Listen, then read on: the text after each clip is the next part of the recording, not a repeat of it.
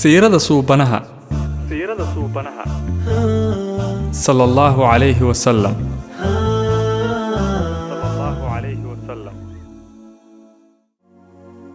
qaybta sideedaad, dadkii diinta ugu soo horeeyay.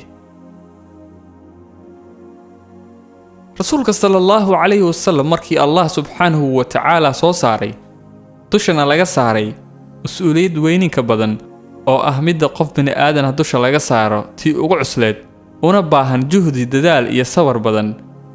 wuxuu bilaabay uqumitaankeedii isagoo ka bilaabaya meeshii laga soo diray ee Makka oo ahayd xaruntii diinta ee Carbeed, Kacbadiina ay ku taalay. dadkii ku noolaana ahaayeen dad aad uga fog xaqa iyo islaamka. wuxuu markaa rasuulka sallallahu alayhi wa sallam markii ugu horeysay dacwadii ku bilaabay si qarsoodi ah. maxaa yeelay waxaa dhici lahaa haddii uu markii ugu horeysay kala dhex kici lahaa inay dhib u keeni lahayd dacwada.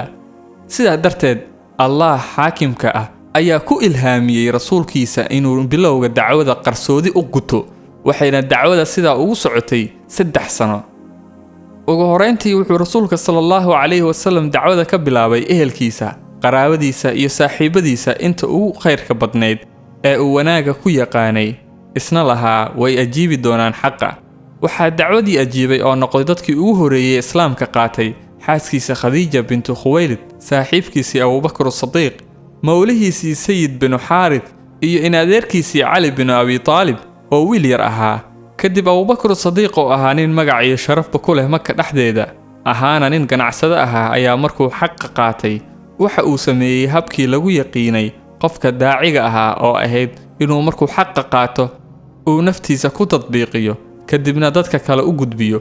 wuxuu markaa Abu Bakr dacwadii gaarsiiyey qaar ka mid ah asxaabtiisii oo ku kalsoonaa, waxaana isla markiiba dacwadiisii ku islaamay 5 saxaabi oo Ilaahay diintiisii ku cizeeyay, kana mid ahaa 10kii jannada loogu bishaareeyay. waxaana kala ahaayeen Uthman bin Affan, Zubair ibn Awama, Abdurrahman ibn Auf, Sa'ad ibn Abi Waqqas, Talha ibn Ubaydillah.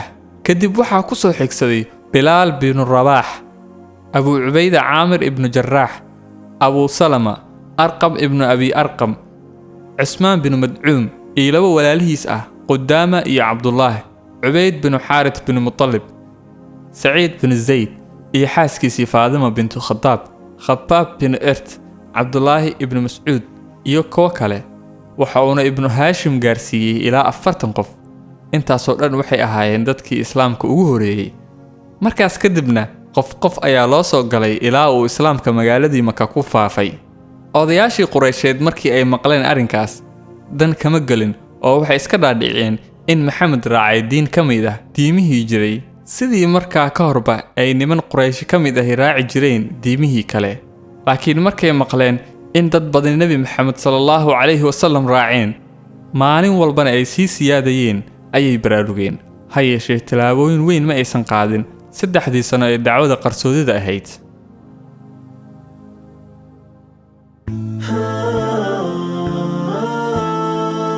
siirada suubanaha waa barnaamij maalinle ah oo aan aalaaba ku soo bandhigi doono siirada nebiga sallallahu alayhi wa sallam. kala sooc maalmaha Ramadaanka 4 galabnimo Rashka Production YouTube iyo anigoo ah Ahmed Jubba.